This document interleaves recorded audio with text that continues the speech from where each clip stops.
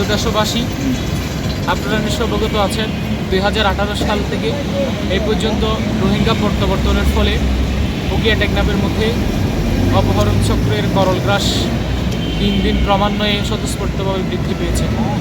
এরই ফলশ্রুতিতে যাবৎকাল পাহাড়ছড়া টেকনাফ বা টেকনাফের বিভিন্ন অত্যন্ত দুর্গম জায়গা থেকে কয়েক শত মানুষ অপহরণের শিকার হয়েছে। শুধু শিকারের মধ্যে সীমাবদ্ধ নয়, তাদের থেকে মোটা অঙ্কের লক্ষ লক্ষ টাকা, কোটি কোটি টাকা হাতিয়ে নেওয়া হয়েছে। এর ফলে আজ টেকনাফ পুরা শোকেই মাতোয়ারা। এরই জায়গা থেকে এ যাবৎকাল নানান ধরনের কর্মসূচি, বিক্ষোভ মিছিল, সংবাদ সম্মেলন, সর্বোপরি পুরা দেশ এবং আন্তর্জাতিক গণমাধ্যম পর্যন্ত ছড়িয়ে গিয়েছিল। শামলাপুর মেরিন ড্রাইভে একটি ব্লকেট কর্মসূচি ঘোষণা করা হয়েছিল। উক্ত ব্লকেট কর্মসূচির অন্যতম পারপাস ছিল সশস্ত্র বাহিনীর দ্বারা স্থানীয় জনপ্রতিনিধি এবং মানুষরা